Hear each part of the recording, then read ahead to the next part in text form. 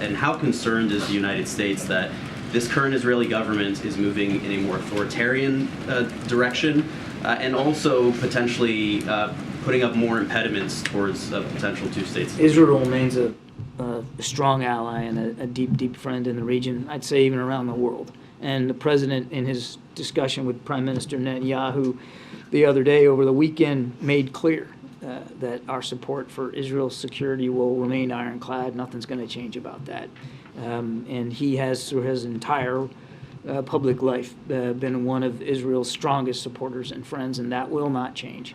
Now, he has also said, and he's communicated it publicly, and of course he's communicated it privately, our concerns over these proposals, these proposed judicial reforms. And he has said, and he said it again over the weekend, that we urge Israeli leaders to seek a compromise as soon as possible. And then that's where we are. In the back there. Hi, John. Getting back to the Canadian visit, is one of the issues being discussed the safe third-party agreement? A loophole in it is what's causing many migrants to land from the United States into Canada. Is there any discussion about modernizing it or scrapping it? I don't want to get too far ahead of the agenda. I think we'll have more to say once we get up to Ottawa, and of course the president will have a chance to talk to y'all when the meeting's over. But as I said in my opening statement, without question, they'll be talking about issues of migration, which affects us both. I mean, there are more people on the move in this hemisphere than there have been since World War II, and that affects both our countries. And secondly, in the preview, you talked about climate change and so forth, but there was no talk about energy. Is there a push or a discussion to import oil or energy exports into the U.S. from Canada? Again, I'm not going to get too far ahead of specifics. I think energy security clearly will be on the agenda, as well as clean energy jobs that will be brought to the hemisphere from the Inflation Reduction Act, as well as the Canadians have an emissions control plan that they've put into place that will also help, again, drive clean energy innovation here in the hemisphere, certainly between our two countries, and that's pretty exciting stuff. We're looking forward to that. Just want to, if I can follow up on that, John. The specific concern of the Canadians is this 2004 treaty. I imagine the president's position is that he doesn't want to see a change in that treaty. But can you speak generally about the United States' position when it comes to the concerns the Canadians do have about migrants heading from this country north? And secondly, if you could lay out some of the asks you'll make of the Canadians when it comes to NORAD modernization. So on the first question, we've had many opportunities to talk to our Canadian counterparts about migration concerns, and it's not at all something that Prime Minister Trudeau and President Biden haven't spoken about. In fact, we were down in Mexico City not long ago for the North American Leaders Summit, and that was a prime topic of discussion. You guys all followed up on that.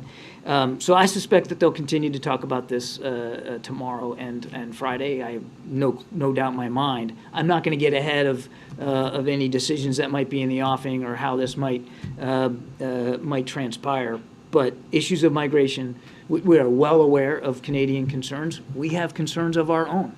I mean, it's a shared hemispheric, a shared regional challenge. So I have no doubt that they'll discuss it. On NORAD modernization, I think the issue of the Chinese spy balloon was a good reminder for all of us that we need to continue to make sure that when it comes to our defensive capabilities, particularly our air defensive capabilities, that we are at the cutting edge all the time. And so modernization of air defense capabilities, and certainly in NORAD specifically, is something that we never take for granted. We're always looking to improve that. You can see a lot of that embedded in the Defense Department's budget, which has been submitted. In fact, I think they'll be testifying this week on that. And I have no doubt that they'll discuss that as well. Good. Thanks, Karine. Just a quick question on House Republicans asking the administration to share their review on the Afghanistan withdrawal with Congress and even the public. Is the administration considering that? So I think you know that we've been engaged in an effort to review the U.S. withdrawal from Afghanistan, to assess the lessons learned. We expect to be able to share those takeaways with the public by mid-April, and of course we also have every expectation that the agencies themselves who conducted these after-action reviews will be able to share the classified reports with their relevant congressional oversight committees, again on the same basic timeline of mid-April. And one quick one, your comment on the fresh set of missile strikes that we've now seen from Russia. This comes right as she left Russia. Yeah, pretty ironic, isn't it? Yeah, and so your thoughts on whether you think that visit has now definitively emboldened Putin? Mr. Putin hasn't really taken the foot off the gas since he invaded a year ago.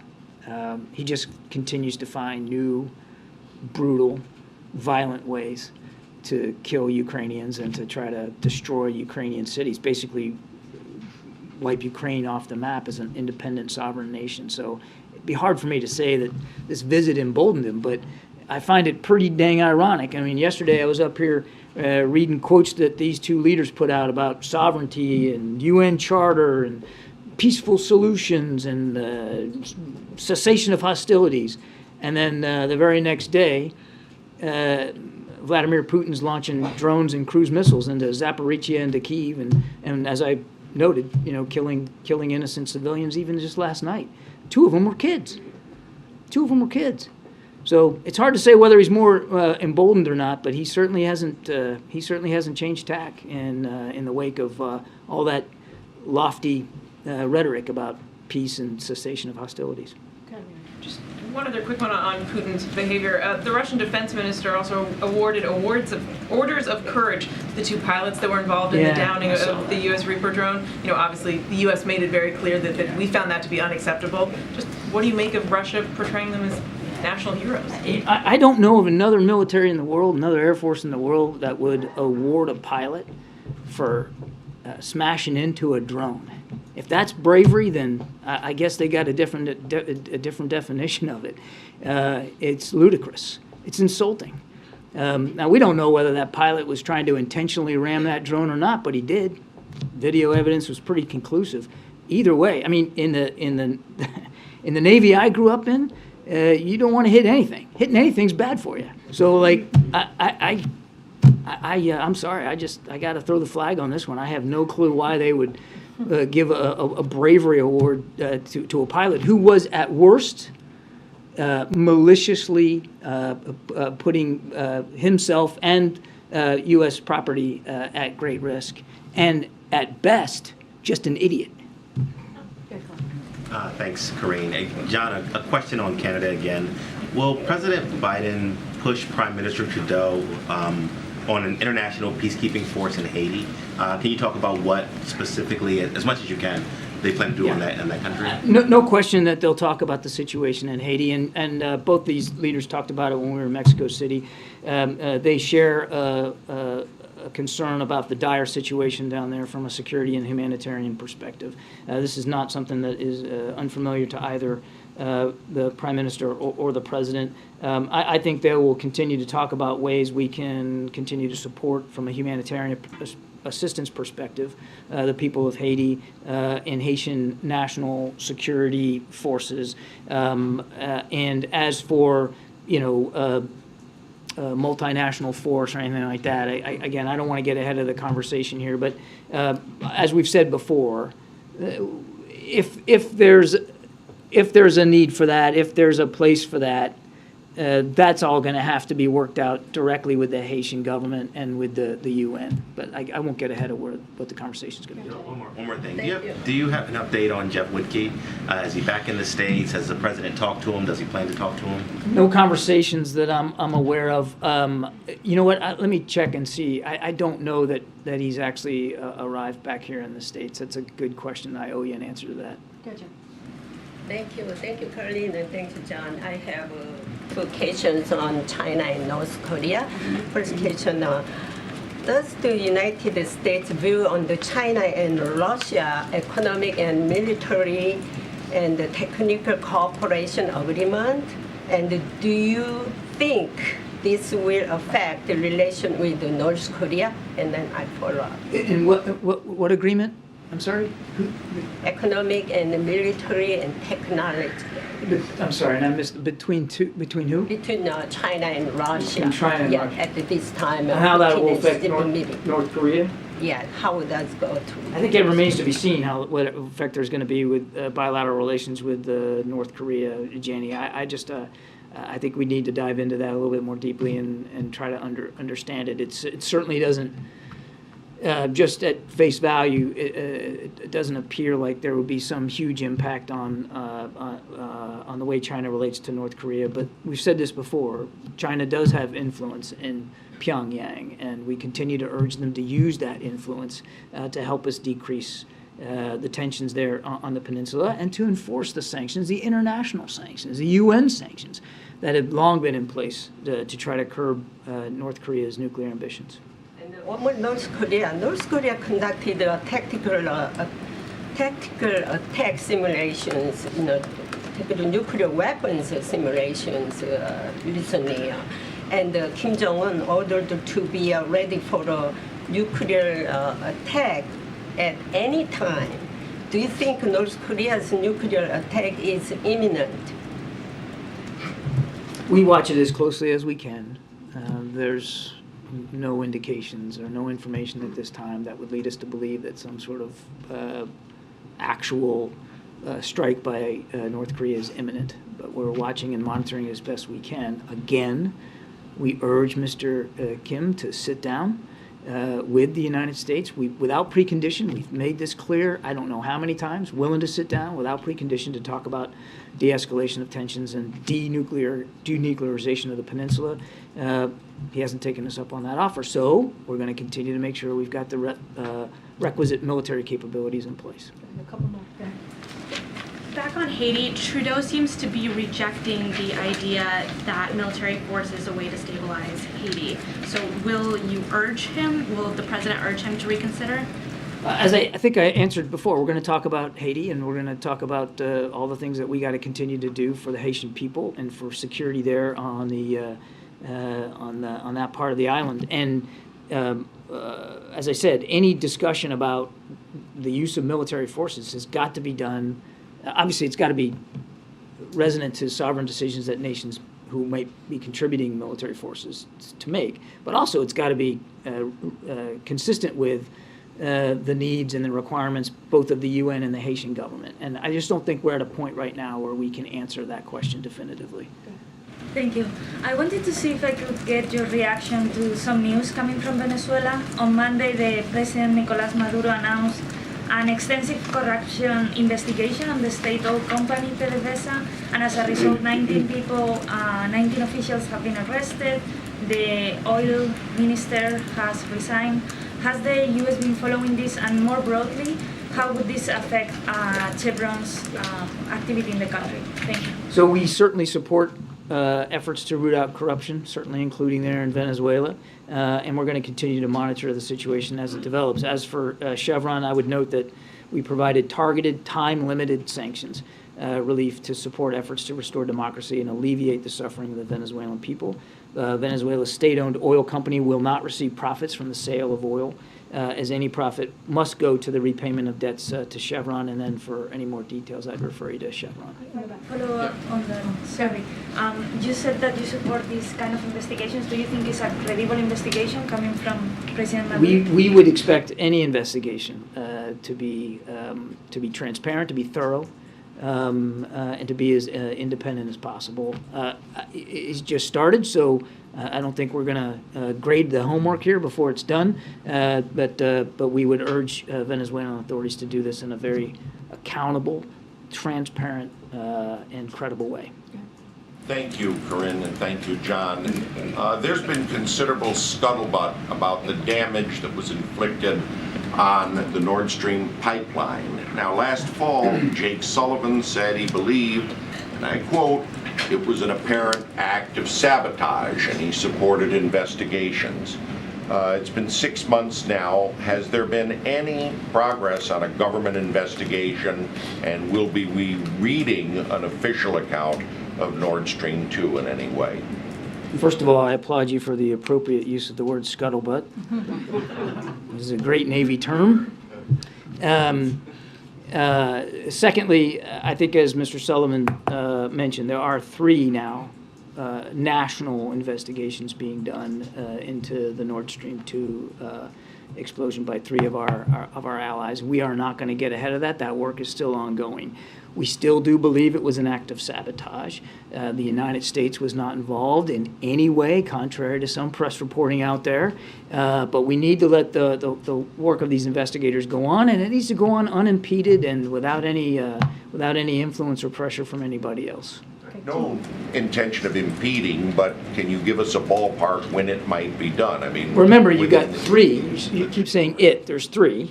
And each of them are being conducted independently by 3 different nations, and I think we need to let them finish their work. I don't know of any timeline. You'd have to go to their national investigative bodies to find out. Go ahead, John. Thank you, Karine. John, prior to Xi's 3-day visit to Russia, China described this visit as a peace mission. He still hasn't reached out to President Zelensky. How would you describe this 3-day visit? We would not describe it as a peace mission. We let these 2 leaders characterize it in their own words. What I've said still holds. We noted that they said they were standing up for the UN Charter and for sovereignty, and we agree with that. And if China really wants to be helpful in that regard, they should be urging President Putin to get out of Ukraine. Here we are the day after, and Mr. Putin is launching more drones and missiles into Ukraine. So I don't know if President Xi delivered that message, but if he did, Mr. Putin ignored it. If he didn't, then you got what you got today. All right, 2 more. Thank you so much, Karine. I have 2 on TikTok. The first is the administration has supported the Restrict Act, which would clarify the executive branch's legal authority to ban TikTok. Is there anything the CEO could say tomorrow that would convince the White House that that isn't necessary? I certainly am not going to get ahead of his testimony or how he wants to characterize his company. The president really, as you rightly noted, has been very consistent about our concerns in terms of big tech and particularly some social media applications, and that includes TikTok. So again, with the CFIUS review underway, there's not a whole lot that I can talk about right now, but we'll be watching and monitoring his testimony. The administration has requested that the Chinese owners of the app divest their stakes. Have they responded to that request? You're referring to a press report that I am not in a position to confirm one way or the other. Last question. I wanted to follow up on TikTok. Obviously, you've expressed again today the national security concerns with the app. Why then did the president agree to appear in TikTok videos as recently as, I think, St. Patrick's Day? Again, we have not changed our national security concerns about the app. It's not for use on government devices, and I don't have anything more for you on that. Does it send the wrong message if the administration is weighing a ban or could in the future have to weigh it? We have been very consistent about our concerns over TikTok. There's a CFIUS review underway. I know you want me to tell you more about this, but I'm just not going to get ahead of that. Great. Thanks, everybody. Thanks. Thank you. You had your chance. You asked him a question. I probably won't go beyond what he said then. All right, just have one thing at the top, and then we can get going. As I'm sure you're all aware, and I mentioned this earlier in the week, this week we use this week to show how the MAGA House Freedom Caucus budget proposal will be a 5-alarm fire for hardworking Americans. Today, we're revealing how their extreme proposal would ship manufacturing jobs overseas and undermine workers. And here are some examples of how it would do that. Reverse investments by President Biden and congressional Democrats in American manufacturing.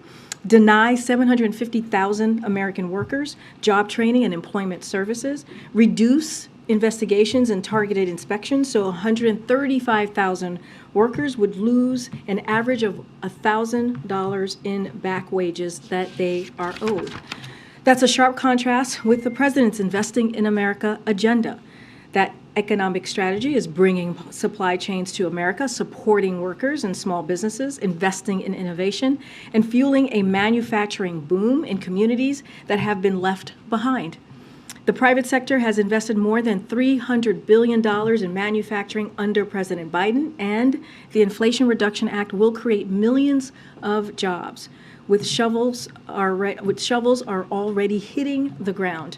Republicans want to reverse that progress and undermine American manufacturing workers. And with that, Amr, you want to kick us off? First, I just wanted to, you could offer a little bit of clarity on the Afghanistan marks of the after-action review that's coming out in mid-April that Kirby just referred to. Is that the hot wash that Jake had referred to going back to basically the midst, right, in Yep. August 2021? Is that That's what we should be? That's what you should be expecting in mid-April. Okay. I guess if you just add a little bit meat to the bone, why it's, I guess I'm not turning down this review coming out, but Yes. why did it take so long?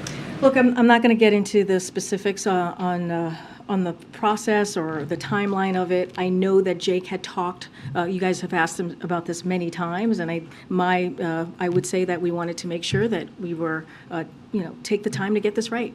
It is an important question that the American people, an important review that the American people need to know about, and we wanted to make sure that we got this right. I'm not going to get ahead of NSC or our team here on the review, but you could expect it again, as the Admiral said, in mid-April. I'm just going to leave it there for now. And the Fed said say that the financial upheaval stemming from the collapse of two major banks is likely to result in tighter credit conditions and weigh on economic hiring and inflation.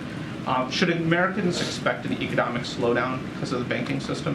So look, I'm going to start with what I normally say about the Fed. Is first and foremost, the Fed is independent, and we do not comment on, interfere on their policies. We want to make sure, the president wants to make sure that we give them the space, give the Fed the space needed to make their decisions on monetary policy. So I'll say that. One of the things that I'll just repeat that the Chair Powell said, which was, and I quote, "Our banking system is sound and resilient with strong capital and liquidity." So I'll just leave it there. I won't go beyond what he said. Finally, do you have any reaction in Florida? Governor DeSantis expanding the rules that forbid classroom instruction on sexual orientation and gender identity? Yeah, it's wrong. It's completely, utterly wrong, and we've been very crystal clear about that when it comes to the Don't Say Gay bill and other actions that this governor has taken in the state of Florida. But make no mistake, this is part of a disturbing and dangerous trend that we're seeing across the country of legislations that are anti-LGBTQI+, anti-trans, anti the community in a way that we have not seen it in some time. And it's not just the LGBTQI+ community. We're talking about students. We're talking about educators. We're talking about just individuals. And so the president has been very clear. This administration has been very clear. We will continue to fight for the dignity of Americans, for the dignity and respect of the community, of opportunity that should be given to students and families in Florida and across the country. So again, this is just plain wrong, and we're going to continue to speak out against it. Go ahead, Mary. On the economy, does the president still have the same level of confidence that he's had that the U.S. will get through this banking crisis, get through this high inflation without going into a recession? Look, the president has complete confidence in the process, in his economic policy. If you think about it, when we look at how strong the economy is, it's because of the president's work, what he's been able to do, building an economy from the bottom up, middle out, and you see that with the jobs that's been created, more than 12 million jobs just last month in the jobs report. We saw 300,000 jobs created, and that continues because of the work that this president has put forward, because of these historic economic policies that have passed under this administration. So we do not see, because of what I just laid out, we do not see a recession or a pre-recession. We see a strong economy, and it's because of the work that this president has done.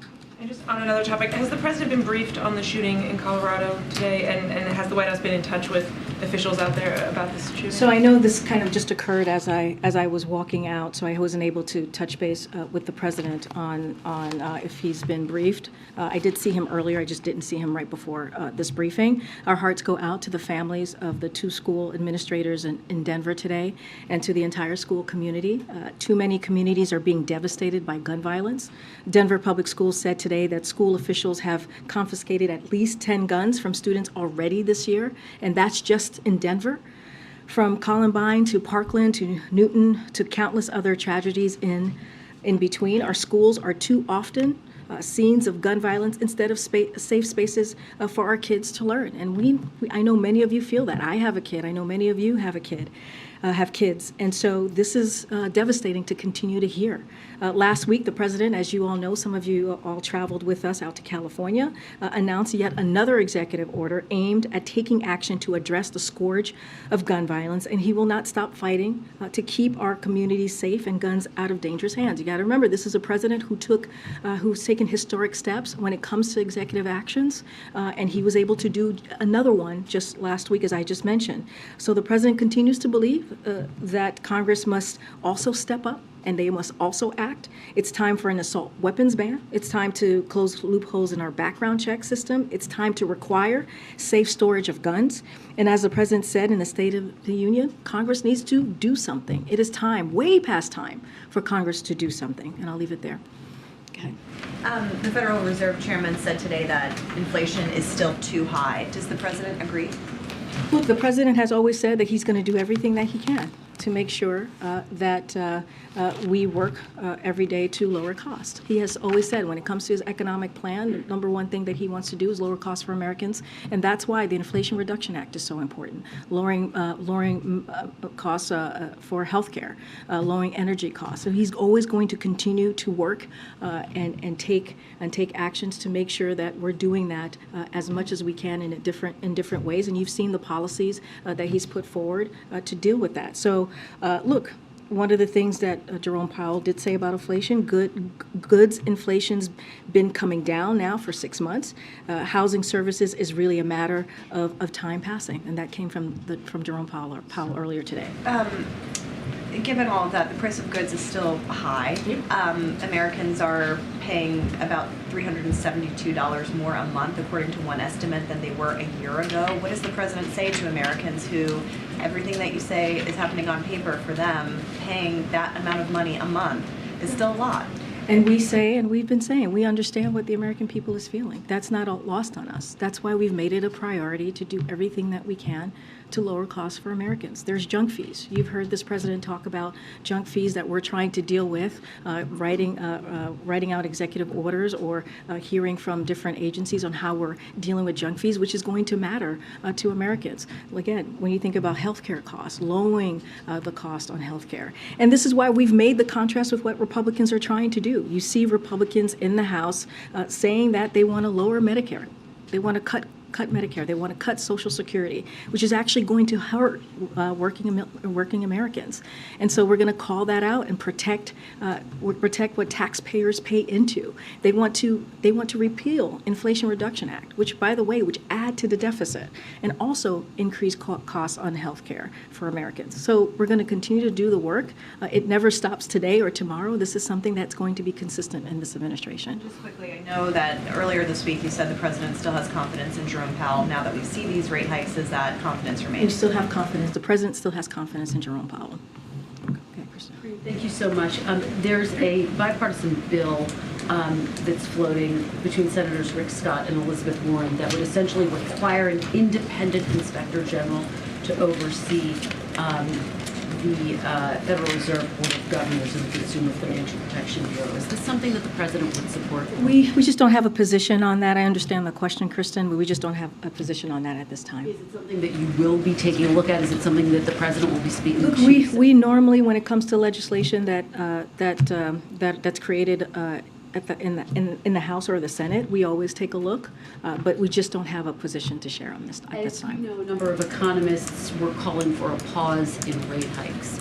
Is there any concern about the action that the Fed took today? We're just going to be very mindful from here. Again, the Federal Reserve is independent. That's what the president believes. We want to always give them the space to make the decisions that they need to make on specifically on monetary policies. And so we're just not going to comment. And let me just ask you one more, Karine. President Biden said several weeks ago that he plans to visit East Palestine. Can you update us on that?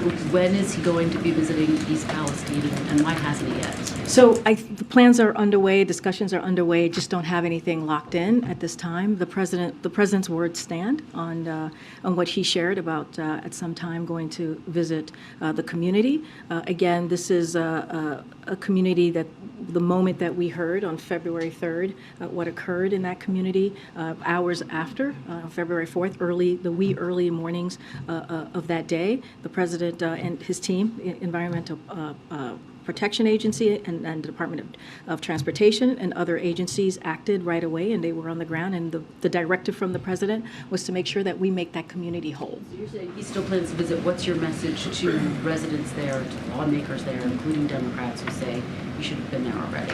Look, the president has had his team on the ground since day one. I just laid out hours after we heard about the derailment. We had agencies, administrators or leaders in the different agencies, regional leaders in the different agencies on the ground, taking action and making sure every day to make sure that the community is going to be whole. That is the message that the president is sending to the East Palestine community, is that we are going to be there until they are whole again. And make sure that we hold the company responsible, Norfolk Southern, accountable. That is also important. We are cleaning their mess, but we're going to make sure that they are held accountable. Go ahead, Stephen. Thanks, Karine. The messaging from TikTok increasingly is focused on the number of users, now up to 150 million. The TikTok CEO is expected to stress that in his testimony tomorrow. Is the app now so popular that it's too late for these national security concerns to be properly addressed? So look, I'm just going to repeat what you heard from my colleague, and what I say all the time from here is that we're just not going to comment any further on this app. We've been very clear about the national security risks that we think that it poses. There's a CFIUS review, so we're going to let that go underway and let them do their review. I'm just not going to speak beyond that. Can I just ask one follow-up Sure, on that? absolutely. Is there any way you could shed some light on why the CFIUS review process has taken as long as it has? I mean, this is now, the former president tried to ban TikTok more than 2 years ago, and the app has only grown in popularity since. What's taking so long? So I can't speak to their process. They are doing this independent review, or this process is being clearly done by them. It's a separate process. I'm just not going to speak to the timeline or how long it takes. I can say this, and you've heard me say this last week, we support the passage of Restrict Act, and the whole point of that legislation is to take a tailored and risk-based approach. So we protect Americans, so Americans feel protected. Their freedom of speech is protected while protecting also national security. So I'm just going to leave it there for now. Go ahead. I know I meant to call on you earlier. Go ahead. Thanks. Chairman Powell, in his remarks today, referenced the role that social media played in the fall of the Silicon Valley Bank, and suggested that regulations might be necessary, might need to be updated to reflect this sort of new environment. Does the White House agree with that assessment by Chairman Powell, and would there be regulations in that space? I'm not going to go beyond what the chairman said. I think we've been very clear about the role of social media in reforming Section 230. I just don't have more to share on that. I'm not going to elaborate on what he said. And just one other quick one. The White House has yet to appoint a vice chair for the Fed. Sort of given the last few weeks and the turbulence, is there any sort of timeline that you could share with us, or could you share whether there's been any heightened urgency in filling that role? I don't have anything to preview to you at today. The president's taken this open appointment very seriously. As soon as we have something to share, we certainly will do that. Good. Thanks, Karine. Today was the first time since the Fed started raising interest rates that they didn't say that they anticipated ongoing increases. So I'm wondering, would the White House welcome an end to interest rate hikes in the future? Again, this is something that the Federal Reserve decides on. We're going to give them the space to make these monetary decisions, to make these monetary policies. That's what the president believes. We're certainly not going to interfere or get involved in that process. So I'm just going to leave it there. And then your second favorite topic, which is TikTok.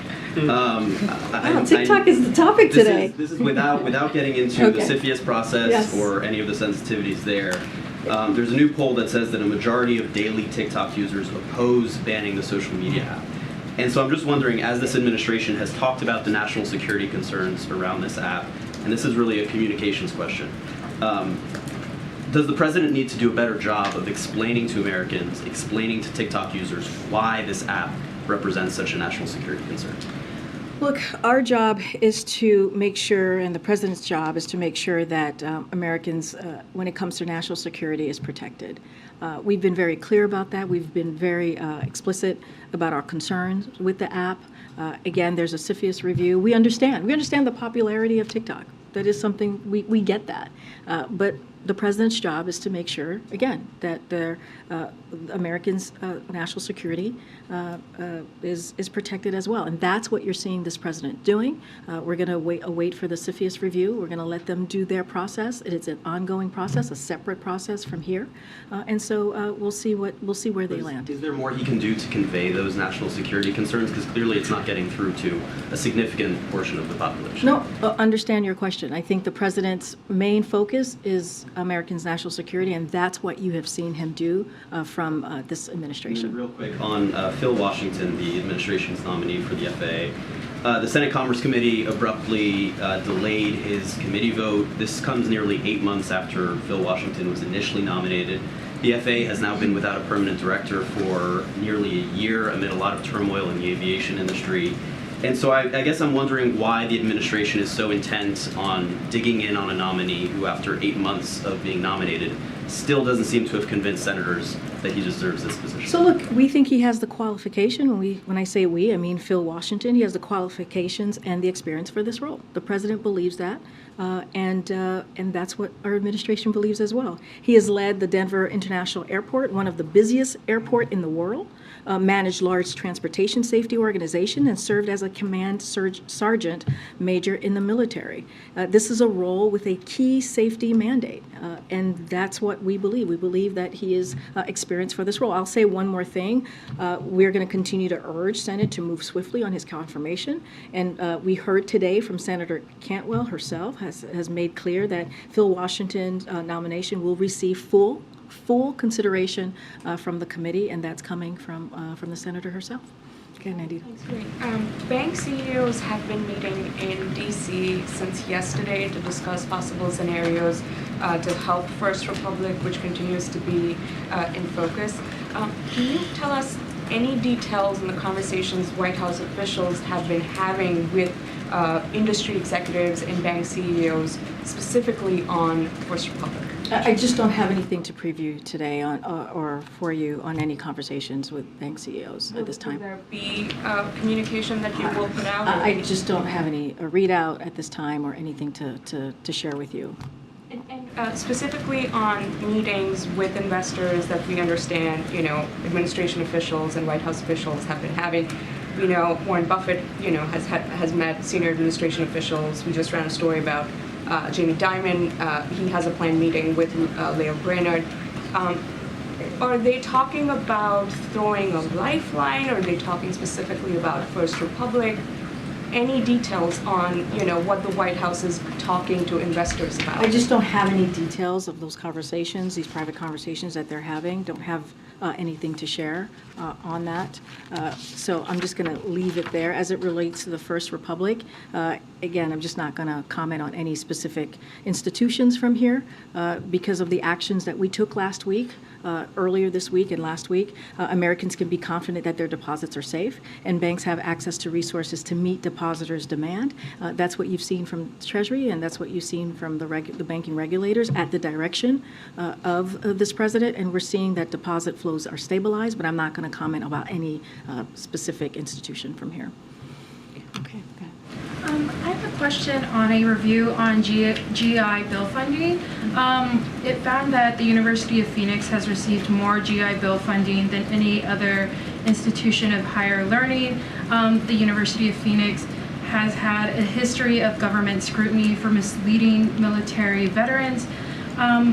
Is there any cause for concern for the amount of funding it's receiving, especially as the president has made an effort to rein in predatory colleges? So look, I have not seen that report, so I'm not going to comment specifically on what's occurring there locally. What I can say is the GI Bill is something that's incredibly important for our military veterans, and so just don't want to go beyond a report that I haven't read. And then I have Another question. So Texas Governor Greg Abbott has installed more than 130 miles of razor wire on federal land in the Rio Grande Canal.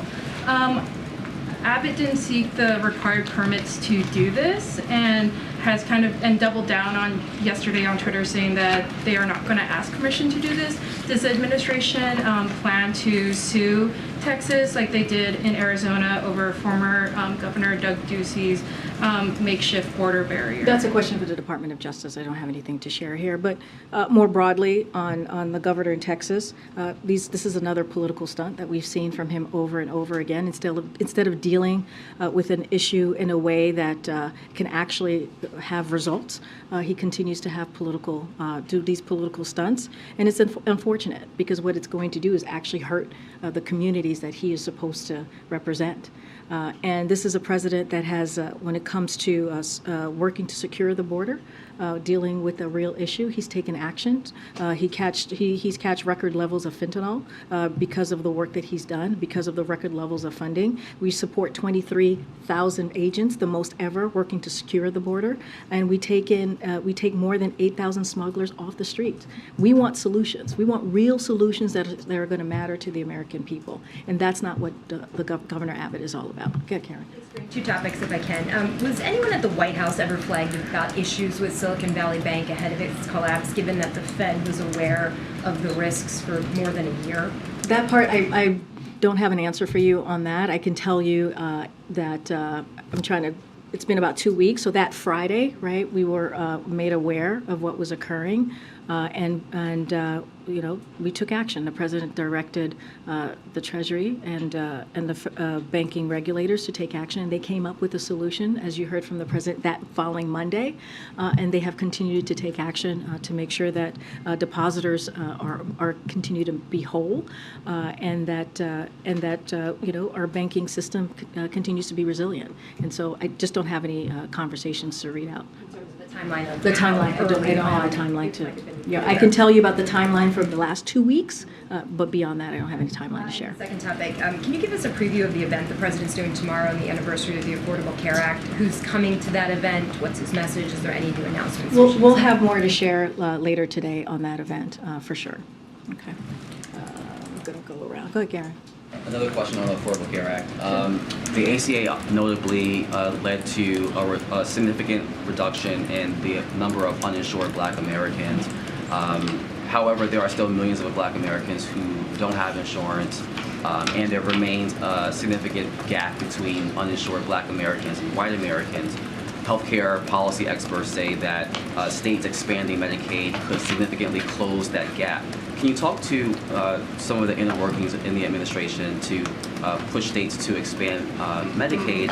And are there other ways that the administration can ensure that there's a reality for Black Americans to have affordable healthcare? Yeah, and this is why the president's economic policy is what it is, which meaning that he has had a policy, again, make sure that we have an economy that is from the bottom up, middle out, and not leave anybody behind. Communities that you're talking about right now, the African American community and other communities across the country. But I'll say this, as we've seen some progress made under ACA by lowering healthcare prices, increasing the number of Americans with insurance, and capping out-of-pocket drug costs for seniors on Medicare. That is something that this administration has worked on this last 2 years. And it brings me back to the Inflation Reduction Act, right? How important it is, especially for many members of the Black community. When you think about Medicare being able to lower cost for our seniors across the board. When you think about the insulin cap for Americans, that's what you saw from the Inflation Reduction Act for seniors in particular, and then you saw Eli Lilly, what they were able to do, and others what they were able to do for all Americans. That's because of the work that this president has done. And so we understand that there's still millions of people that need a lot more, but because of the president's economic policy, because of his understanding of what healthcare means to people, his personal understanding of that, he has done the work to make sure that people who are normally forgotten are not. Go ahead, Peter. Thank you, Karine. House Oversight says they've got bank records showing a Chinese energy company paying 3 Biden family members through a third party. What were they paid for? Look, I'm just not going to respond to that from here. Look, we have heard from House Republicans for years and years and years how the inaccuracies and lies when it comes to this issue. And I don't even know where to begin to even answer that question because, again, it's been lies and lies and inaccuracy for the past couple years, and I'm just not going to get into it from here. Okay. She told Putin at their meeting, change is coming that hasn't happened in 100 years, and we are driving this change together. What do you think that means? You would have to ask them. Okay. President Biden said, to lower inflation, we should trust the Fed. Now the Fed is saying that rate hikes won't be enough to quell inflation. Why does he still trust the Fed? They're an independent agency. The president has always said that. He wants them to be independent. He wants to make sure they have the space to make these monetary decisions. We are not going to interfere. We are not going to get involved, and I'm certainly not going to comment. All right. Thank you, everybody. All right. See you guys on Monday.